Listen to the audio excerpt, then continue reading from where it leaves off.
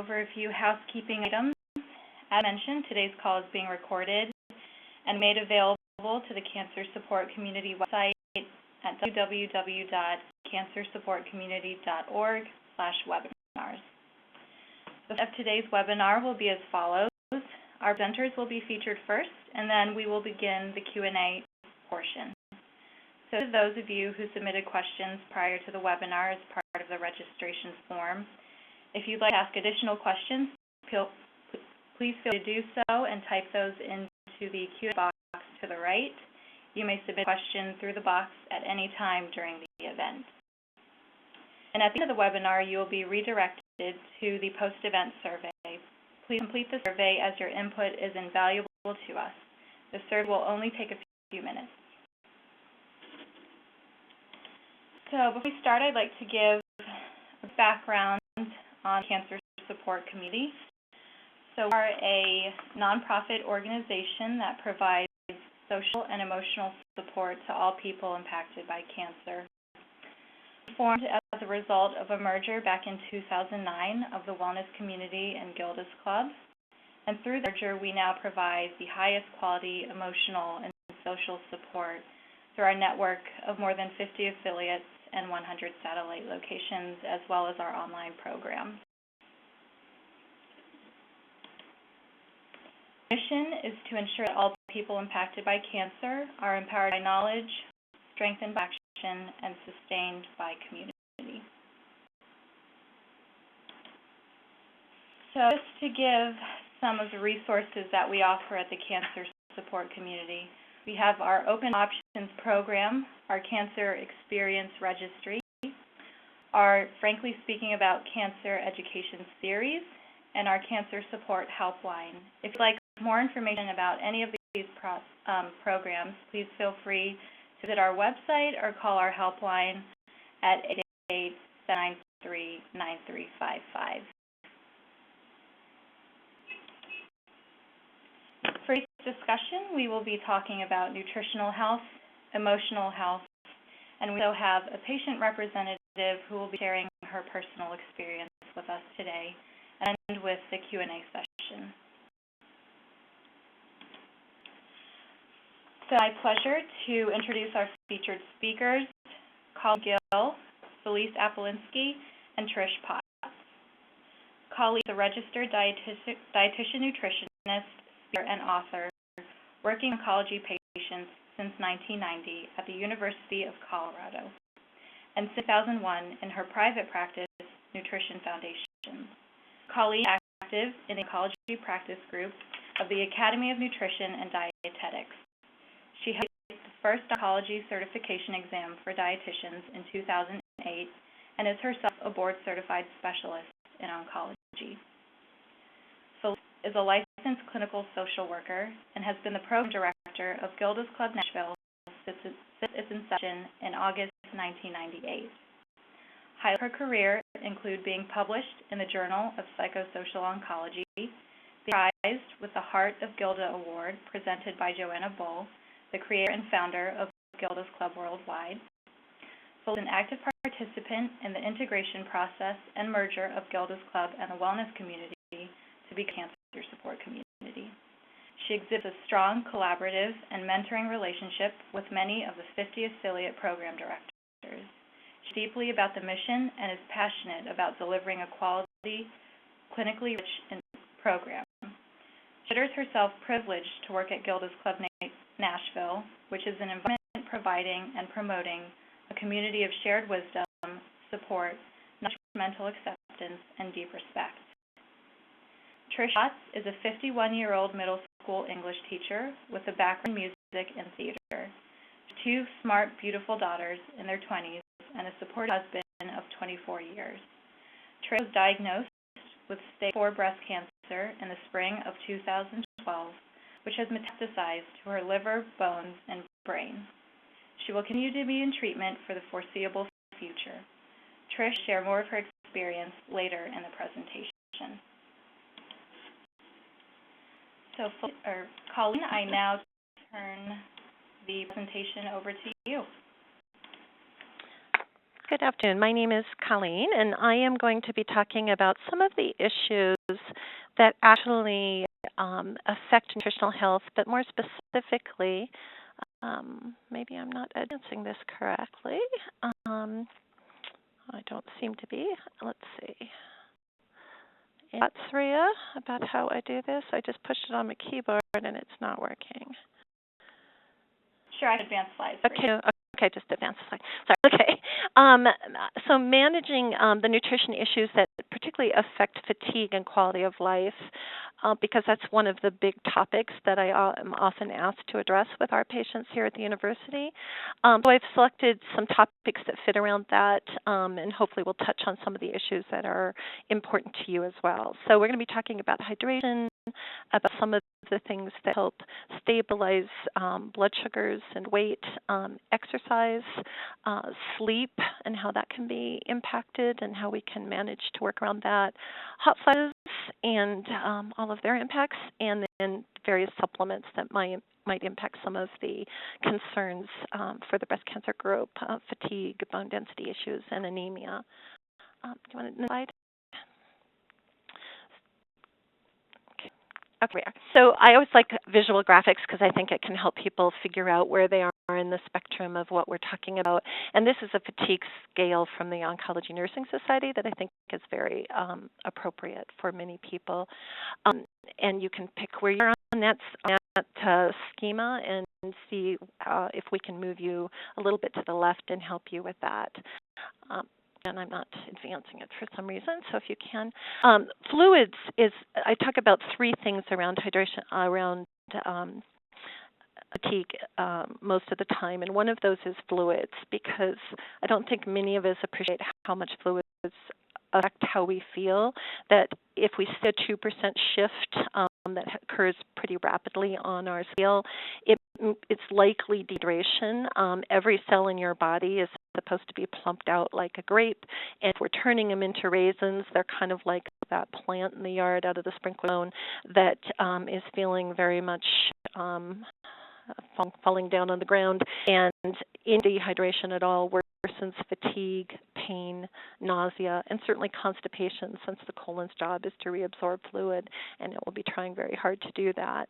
What I find is people fall into two groups. They're either drinkers or non-drinkers, and for the non-drinkers who are not used to drinking regularly, who don't carry that water bottle with them, we need to sort of teach them how to schedule it in. So them to find a variety of different things so they don't burn out on any one thing, and possibly even look at some solid fluids that they might eat, things that turn into water at room temperature like Jello and popsicles. But getting enough fluid in is really important. And our goal is about 1/2 ounce per pound of your body weight as your total fluid goal. And that's all comers. I know we always hear about caffeinated not really counting. What does? It might slightly increase your urine output, but it really still does count.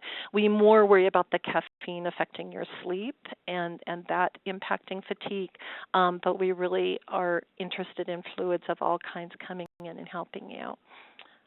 Well, now to the next thing, which is to make sure that you're getting in enough calories that we're not losing weight and muscle, which impacts a lot of quality of life for people that we call activities of daily living.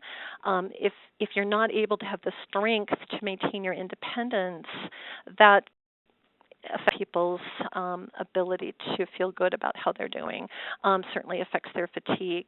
And if we get malnourished, then we're certainly compromising immune function. We can end up with some macronutrient deficiencies, and often it delays therapy, since physicians will hold treatment for what we call failure to thrive, or feeling like you can't handle that next round of treatment. So part of our job as dietitians in cancer centers is to help people figure out ways to work around the problems they're having eating and getting enough calories in.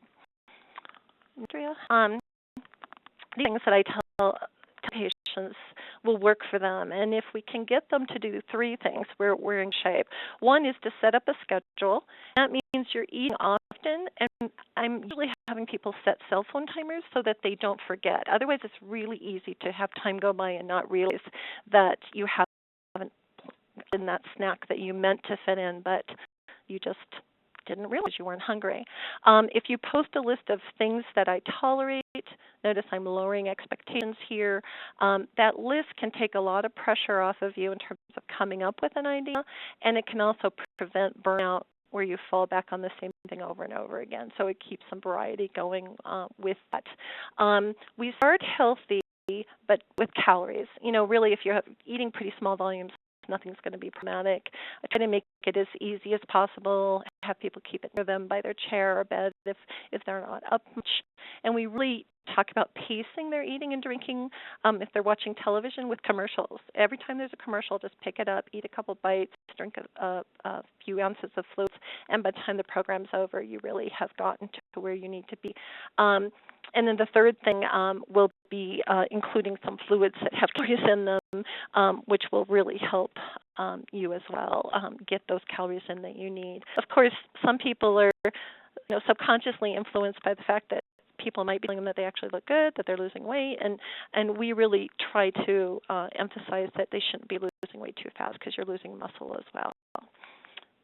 Next, one of the things, other kind of conflict that can come up for patients is the whole concern around sugar and blood and having sugar in the foods that they're eating. But I'm really aiming at people maintaining a steady source of blood sugar, because if they do not, there's less energy available for their cells, and obviously that's going to create some fatigue. So we talk about eating at least 4 times a day, those small frequent meals, including protein in every snack or meal. About a quarter of the protein that you take in is going to convert to carbohydrate over about 2 hours, and that actually kind of stabilizes your blood sugars as you're beginning to come back down from the initial burst that you got from the carbohydrate. So I have lists of snacks that I give people that are choose 1 protein, 1 carbohydrate. And other part of all of this is to sleep well, to limit problems with how you're handling those carbohydrates. Next one. I use the plate model, which is developed by the American Institute for Cancer Research. If you haven't contacted them, they're an excellent resource, aicr.org. But as you can see on the plate, we include about a quarter of the plate surface being carbohydrate, a quarter protein, and half fruit and vegetables. I put beans in that section as well. But what that does for us is make sure we have sort of a gentle rain of carbohydrate coming down at one time, just a little bit at a time, not too much that you overwhelm your ability to handle it.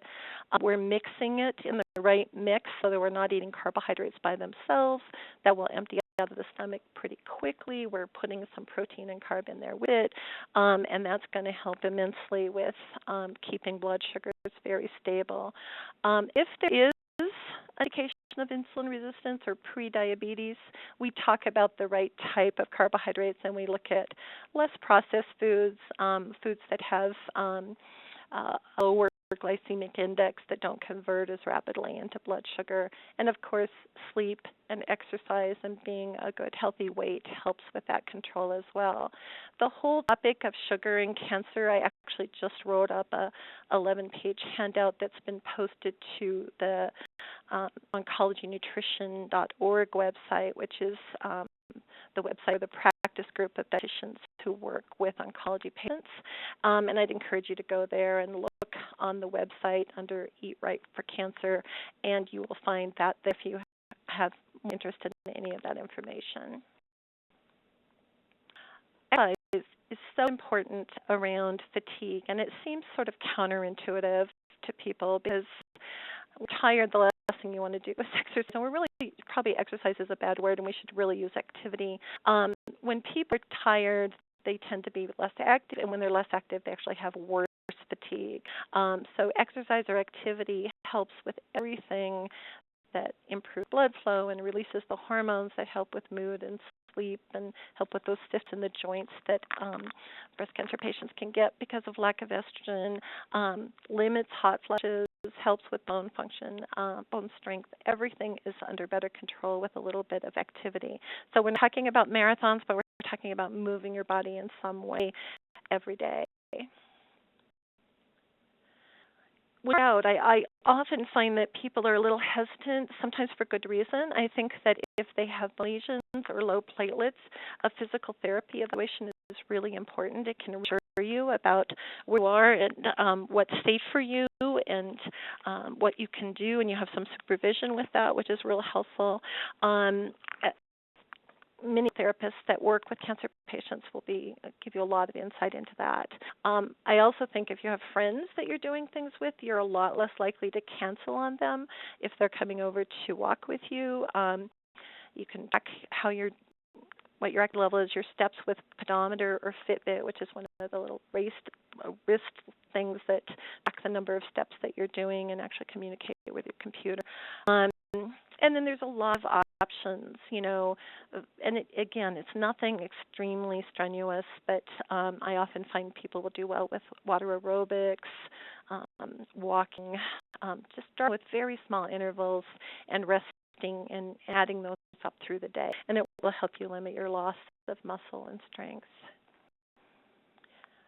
Under the types of things that actually cause us stress, things that are new to us or unexpected, that are a threat to ourself or our ego, and that we have a sense of lack of control over, all of the things that help with stress management, exercise fits prominently in all of those things, along with some of the things you'll hear about later today too, some of the social support. Really important to think about fitting some of those things in, and also maintaining a reasonable schedule, which I'll talk about in a second. With chemo brain, which is a common complaint I hear from our patients, people have a difficulty with information, with focusing, and they have often noticed it even before treatment begins.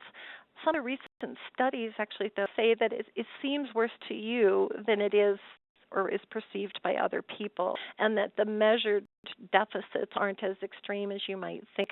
There certainly are things that help with neurocognitive behavior, working with a therapist.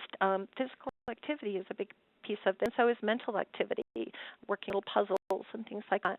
And then tincture of time, unfortunately, in distance from chemo can help as well. More importantly, I think most women have a really hard time letting anybody else help them. And it's really difficult for us to prioritize our activities and let others help when they're able to. If you can delegate to people, number one, they want some ideas. I often tell patients, if you give your friends ideas of how to help with you, a specific recipe, come walk with me on Thursday nights, it actually keeps them off the internet and from digging up all kinds of strange things that just increase your stress level for you. So, go to mealtrain.com. There's website-based programs that can help you organize that support. And you can save your time for the things that only you can do and that you do best, and pace that and divide that into tasks that are possible in short bits of time. Crockpots are wonderful. The AR has lots of one-pot meal handouts, cooking solo, things that are easy meal prep ideas. There's websites like the 6 O'Clock Scramble. This is their website address that has ideas for menus and quick meals to put together. And there's nothing wrong with taking advantage of some of the convenience foods. There's actually some pretty healthy ones out there, but you have to look at your energy stores as your bank, and you can't withdraw more than you're depositing, and we get into trouble when we try and do that. So if you can kind of streamline things around meal preparation, that'll be one area that will help you. Is something we often think is optional. We feel like we can let it go, and I always say, look at your animals. They do not skip their naps, and we should take a message from it. There's so many things it helps us with, including recharging and maintaining our emotional balance. So critical in maintaining immune function, and even in weight management. If we're not sleeping well, we often have no control the next day in terms of not gaining too much weight if that's a problem for us. So with sleep strategies, I always say go back to what you did with strict nighttime routines. Don't take too long enough because it'll influence your going to bed at night. Watch those evening fluids if you're going to be up to the bathroom all night long. And this is a place where you might want to limit caffeine in the afternoon and use the medications you need to for pain and sleep. It's worth doing that. Hots, of course, are one of the big issues for most of my breast care patients that can impact their sleep. There are certain trigger foods. People will say that alcohol, caffeine, spicy foods can trigger hot flash for them. Certainly larger meals can. Another reason to go back to those small frequent meals, or foods that are too hot in temperature. Colder foods seem to be better. And smoking and stress almost inevitably will trigger one. But the things that help are layering your clothing, as I'm sure you've heard, but basically what you're trying to do is lower the thermostat, and you just don't have very much variation before your sweat reaction kicks in. But there are several very effective strategies, including some antidepressants that we just by chance found really helped with decreasing hot flashes by about 50%. If you need gabapentin for the neuropathies, it also decreases hot flashes by about 50%. And a slow weight loss, 10% loss, will reduce hot flashes as well, as will exercise. So it all goes back to the same things that we've talked about before around that and how it plays out around hot flashes. For pills or supplements, I do think there's a few things that work around fatigue. I will add in a multiple vitamin if the diet's not too balanced. We definitely add in vitamin D if we're there around bone density issues too. Magnesium can be quite low in fatigue, and about 200 milligrams a day, 3 times a day of magnesium will show up with improved fatigue within about 10 days, according to the studies.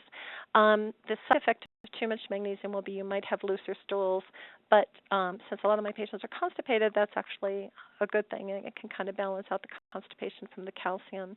Some omega-3 may be helpful with fish oil, unless you have low platelets. We don't do it then. And L-carnitine is a nutrient that there's been several studies showing some improvement in fatigue with taking some of that, and seems very safe for you. Next.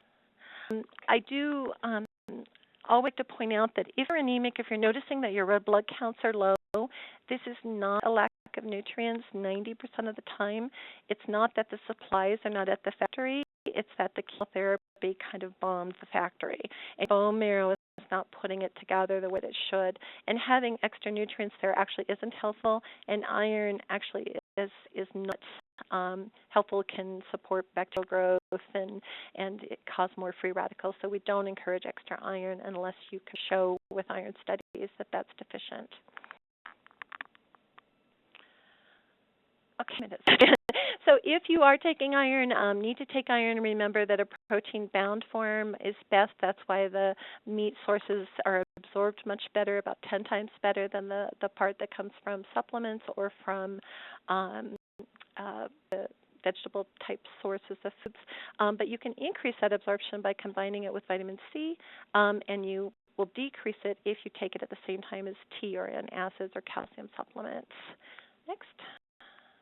For bone health, I know everyone is told postmenopausal you need 1,500 milligrams of calcium, and that's true, but that's including your diet. And there was actually a study that showed that having extra calcium supplements when you had already had enough in your diet ended up with calcification in the blood vessels and is not a positive thing around heart health.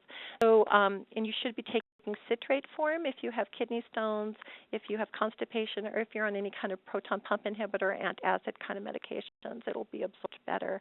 Again, magnesium helps with bones and also limits the constipation. And we go back to exercise and a few things we want to avoid, like too much protein and salt and vitamin A, alcohol. That's an issue around bones. But we need to be measuring bone density every 2 years if you're on an aromatase inhibitor, which most of my patients are. Next. Vitamin D is really an issue because our environment has changed so much. We're indoors, we're not out working, and we are actually on sunscreen if we do go out, and that means we make less vitamin D, and most people are deficient, and we need to be taking some in. I encourage everybody to get their level checked. It should be between 35, 32, and 40 or 60, and as long as it's in that zone, you're doing the right thing.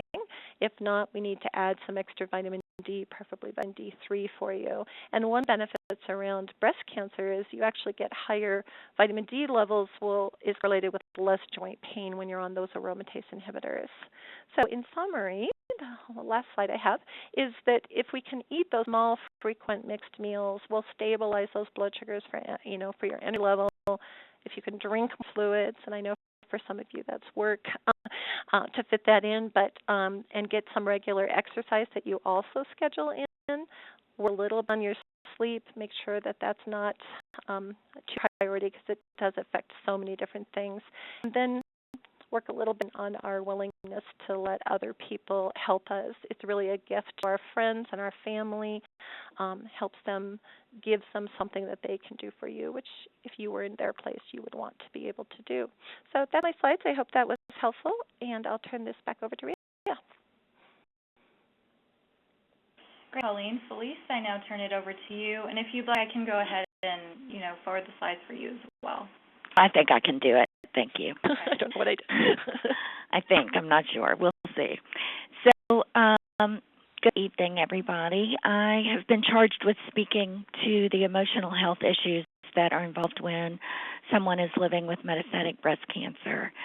And the challenge in doing that is that when you're speaking broadly about something that is very unique and very individual, it may not resonate. Everything I say is likely not going to resonate with every single person on this call. But hopefully there will be bits and pieces that do in fact resonate with you and get you thinking or get you making a change in seeking, various coping skills. So a metastatic breast cancer diagnosis is incredibly overwhelming, obviously, and to have an emotional reaction to hearing not only that you have cancer, but that you have metastatic illness is, of course, overwhelming. It's completely normal to be sad, upset, angry, shocked, numb, all of those things that when there's a trauma occurs. So you need to know that that's obviously very normal. It's also very normal to just feel numb and for some of those emotions that I just outlined to perhaps not penetrate immediately.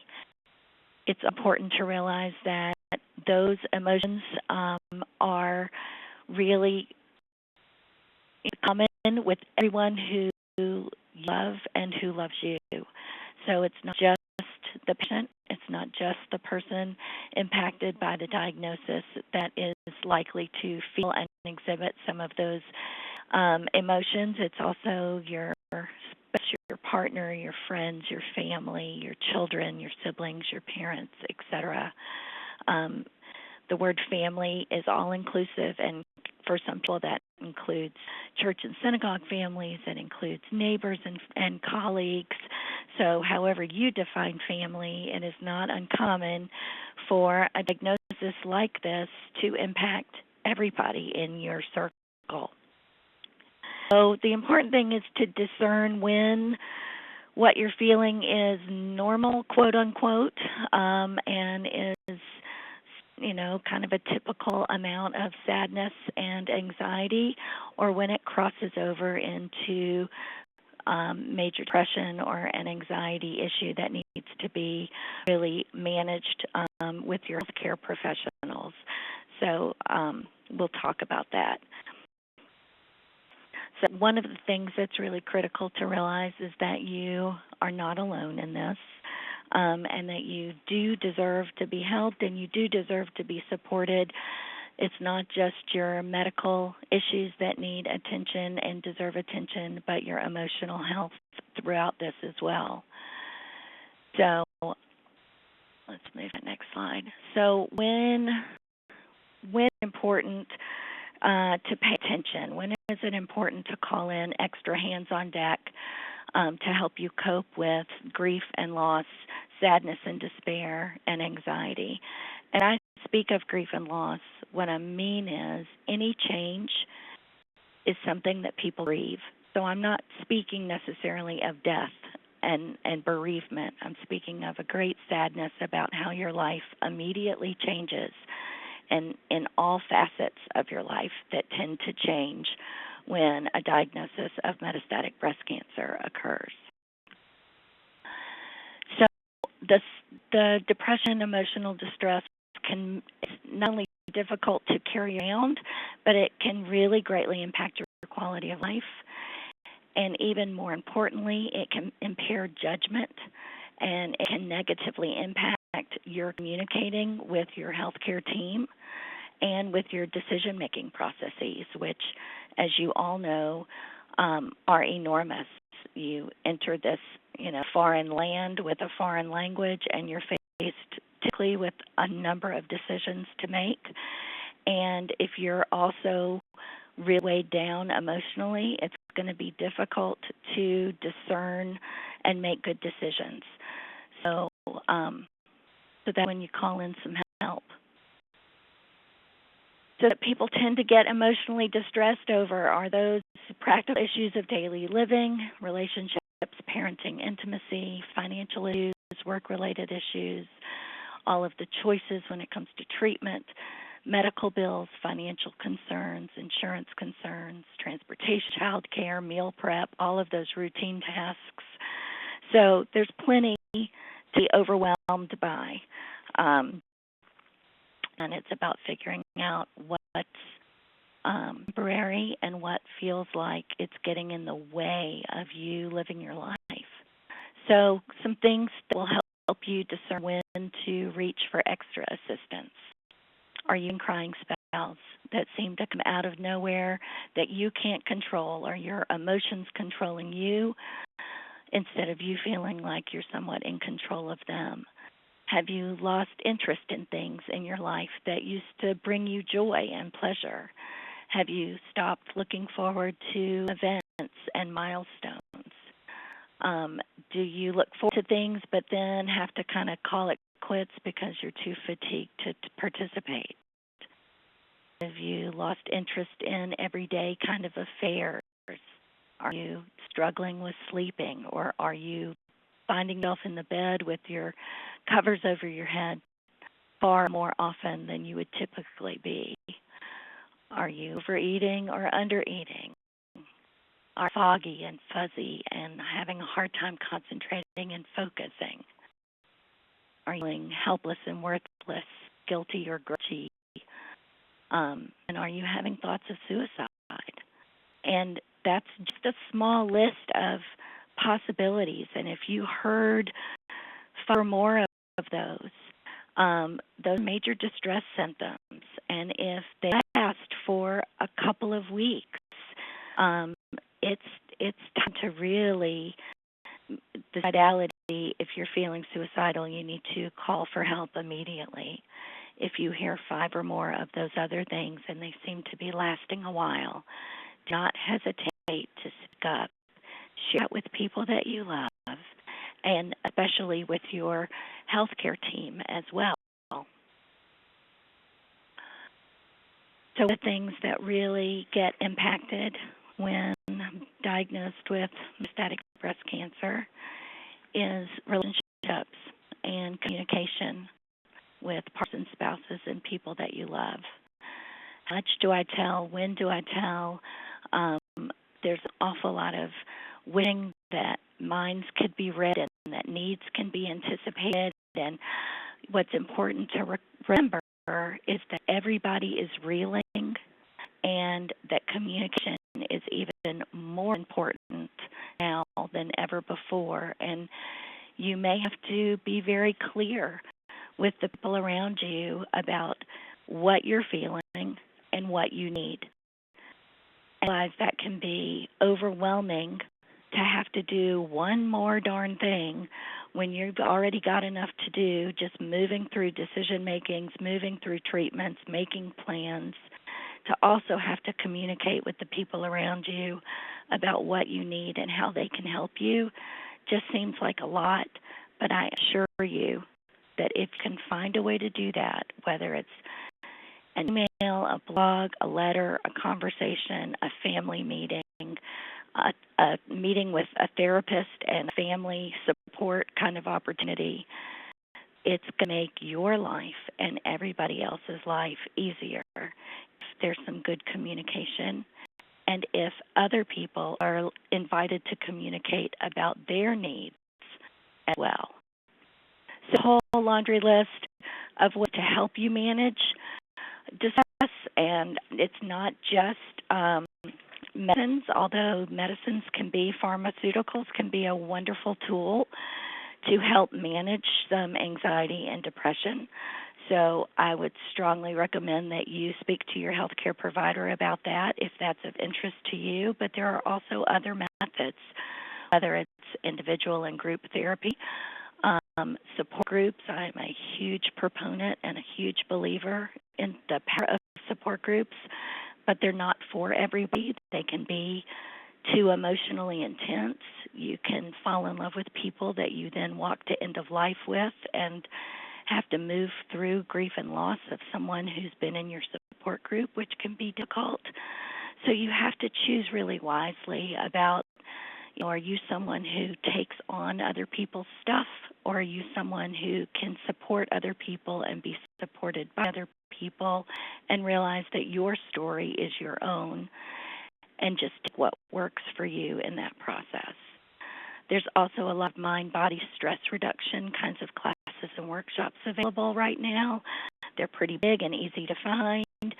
Yoga, Tai Chi, Qigong, guided imagery, mindful meditation.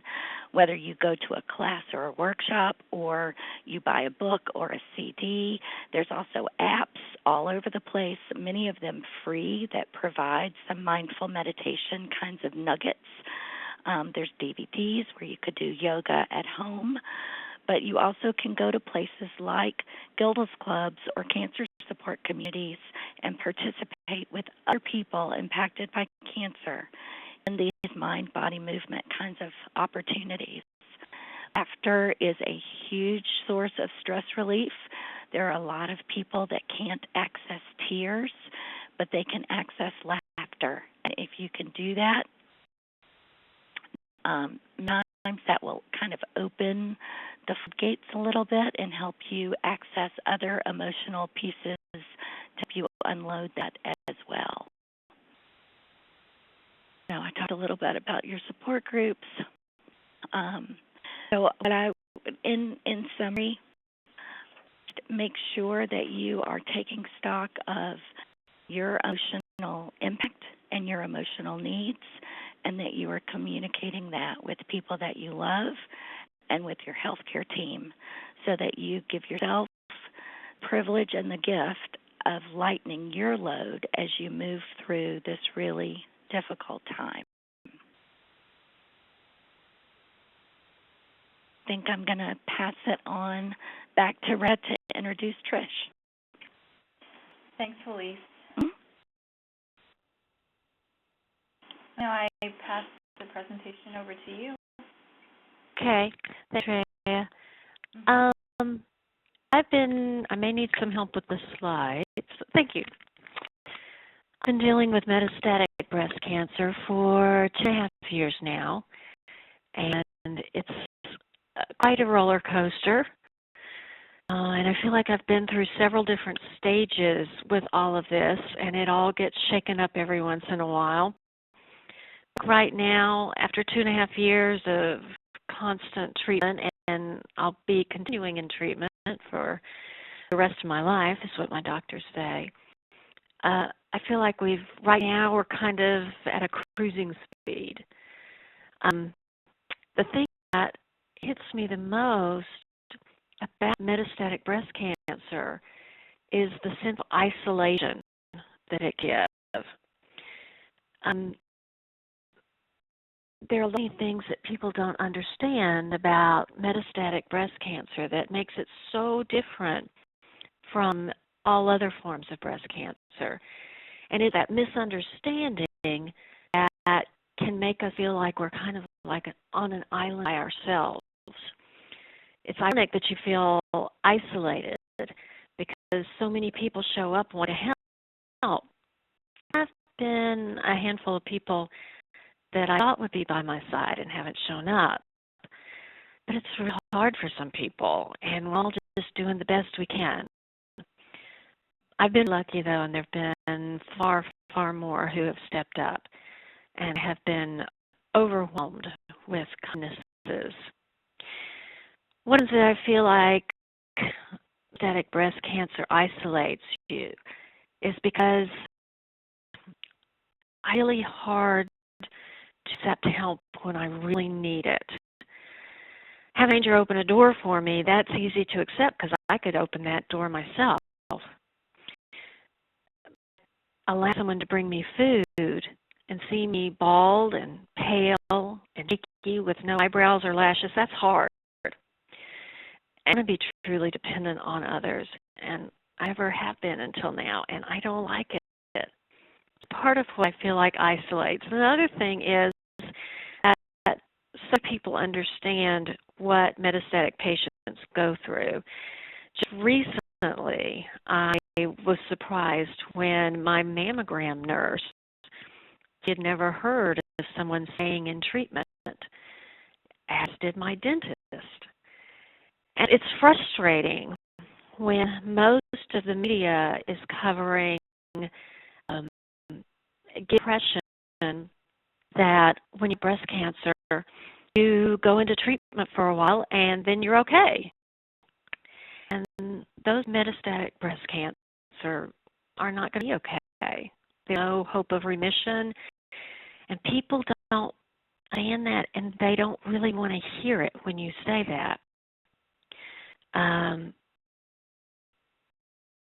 Relating element that I see is that those around me, they can only do so much.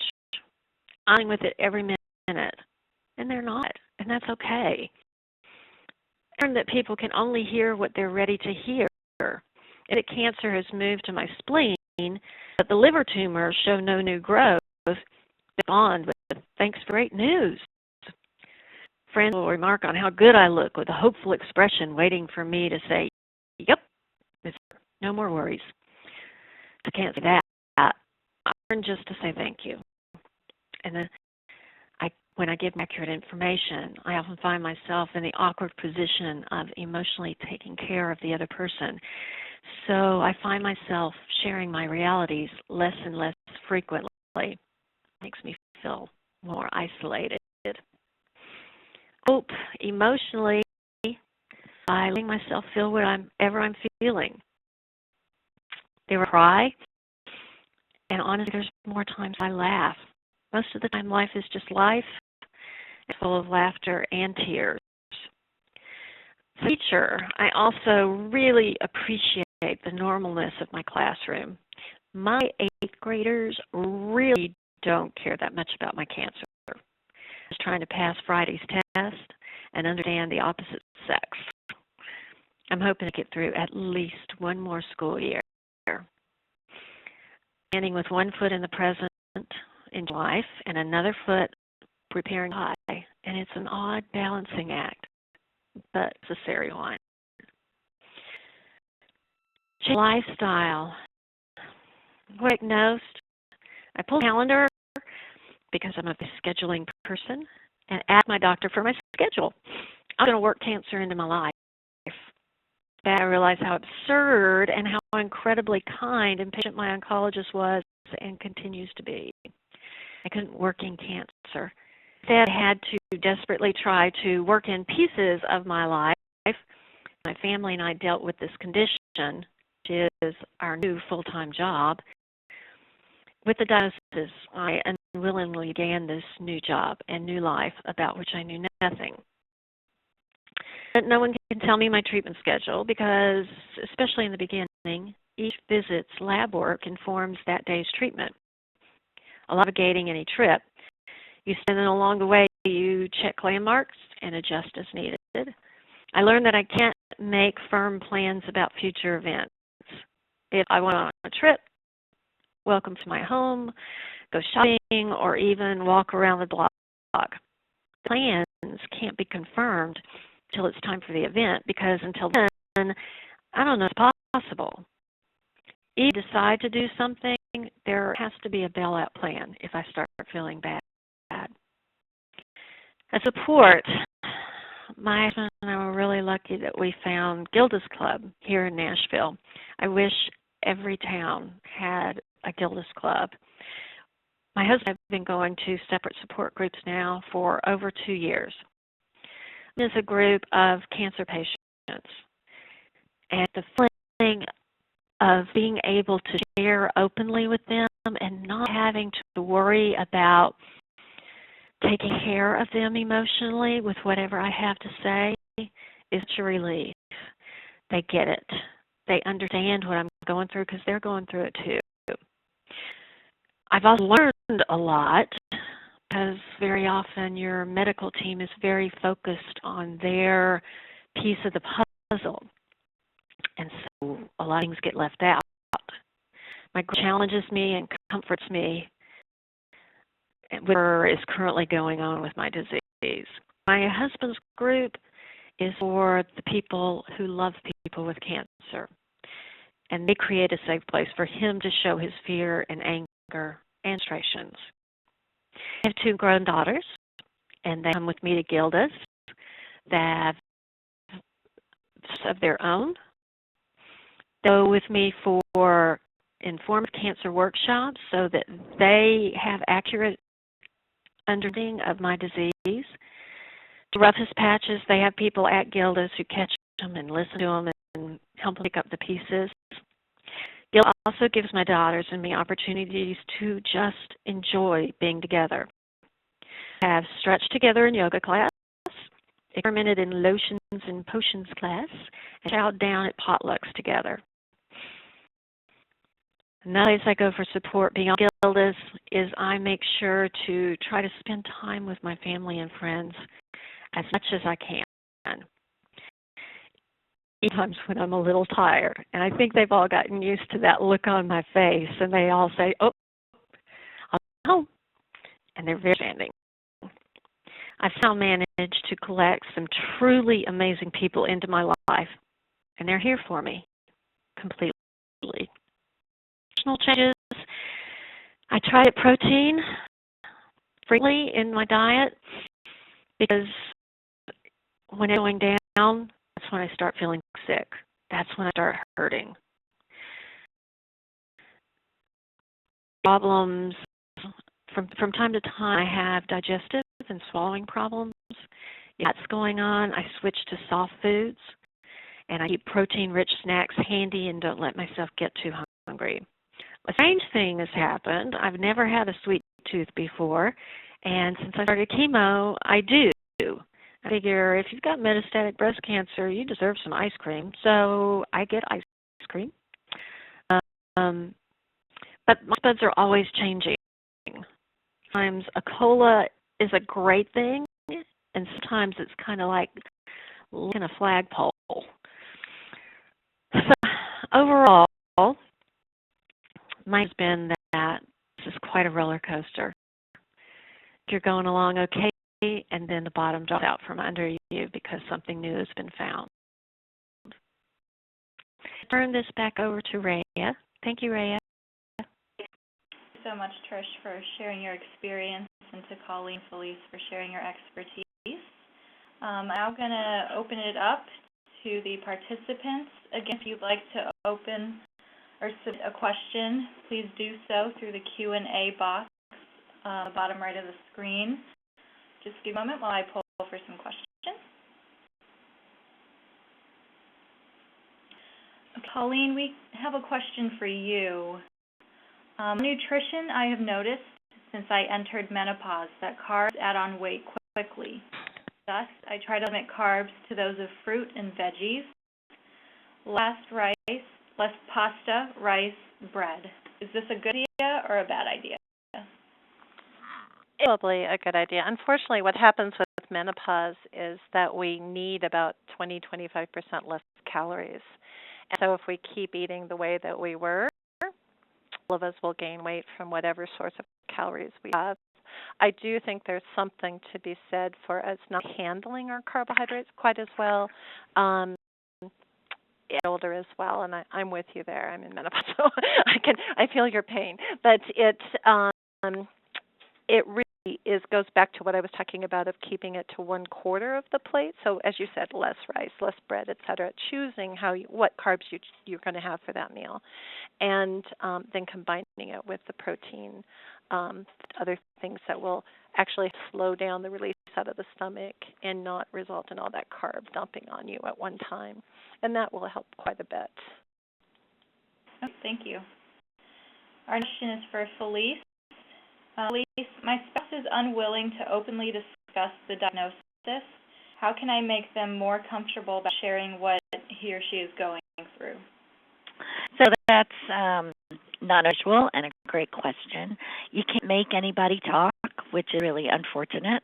Cattle prods don't typically work either.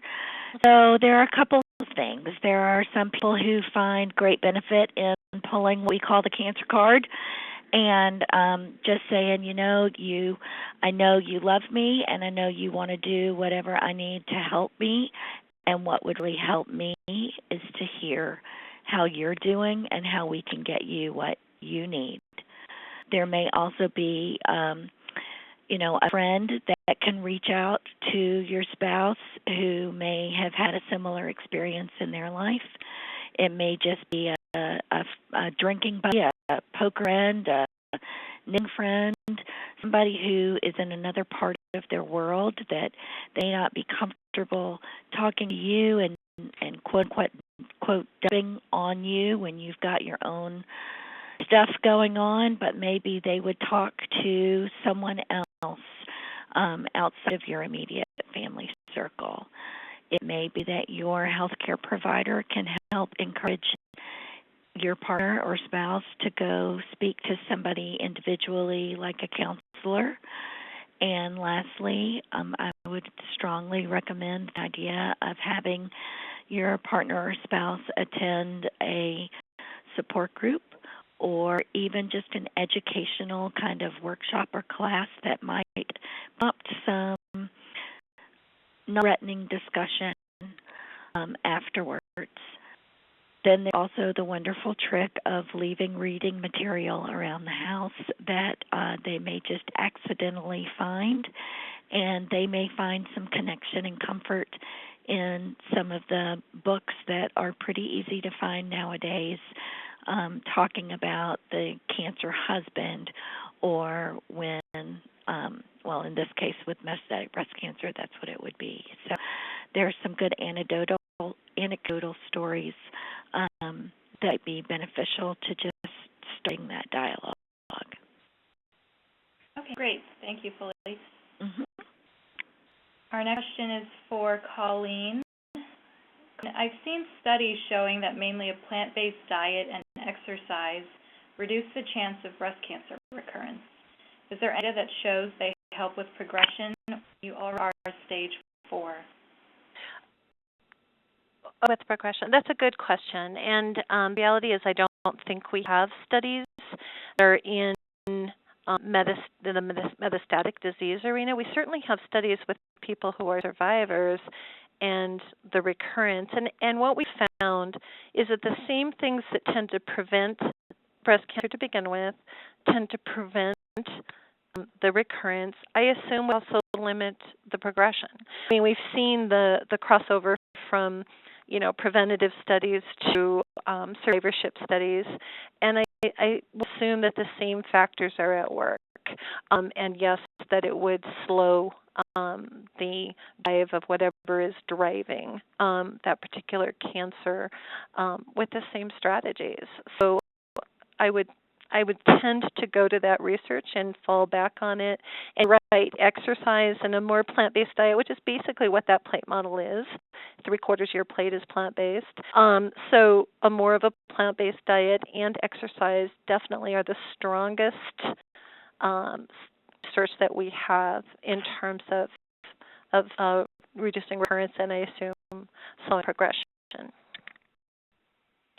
Great, thanks, Colleen. So the next question is for you. As a woman living 16 years with metastatic breast cancer, I appreciate Trish's journey so far with stage 4. So what advice do you give to those of us who have ridden this roller coaster for years and years? The can be difficult to manage, not only your fatigue as a patient, but the fatigue of family and friends as they go through the ups and downs of treatment and scans. It's a really wonderful question, and such an interesting kind of double-edged sword. Obviously, so glad to have lived as long as you have and to have experienced all that you have along the way. And yet the reality is it is a long, hard road, and it doesn't get easier. It really does tend to get harder. And even in those times that Trish was talking about, kind of the coasting times, always kind of steeling yourself for the next scan or the next blood draw or the next conversation with your doctor, or just the mounting fatigue, like you mentioned, is really, really difficult. So I guess the question is, what about that? And, we have a group here called Living with Recurrent and Metastatic Illness, and I have several women in that group who are 14, 15, 16-year metastatic breast cancer patients who have just been living kind of chronically with that illness, and it's treated and it behaves for a little while, and then it works its way around and treated again and over and over and over. And that can be incredibly isolating, and I think reaching out to other people who completely get it because they live it has made an enormous difference for them and for the people in their lives. So whether it's in a face-to-face support group or an online support group that's professionally facilitated, like through the cancer support community, or just finding a friend who is in a similar circumstance, there is something about that shared experience that breaks the isolation for you and those around you that can make an enormous difference in kind of holding on to each other and trudging down that road. Okay, thank you so much. Unfortunately, we have no more time for questions, but if you do have any more questions, feel free to contact the cancer support community at our helpline. Here is just a list of resources that you can reach out to if you have any questions on nutrition or your metastatic breast cancer diagnosis. Cancer support community's website is also listed there if you'd like some more resources for help as well. Just wanted by saying thank you all so much for your enthusiasm and questions, making the webinar a great success. If you want more detailed information, please check out our free Frankly Speaking About Cancer, Metastatic Breast Cancer booklet, which is available to order, download on our website. Also, please feel free to call our toll-free helpline, which is 1-888-73-9355. Again, that's 1-888-793-9355. If you have any additional questions. I'd like to thank our wonderful speakers, Colleen, Trish, for completing time and sharing this important information with us. Please remember to take a brief moment to complete our post-webinar survey, which you'll automatically be directed to at the end of the event. It's a brief survey, and we greatly appreciate any feedback that you have. Thanks for your participation.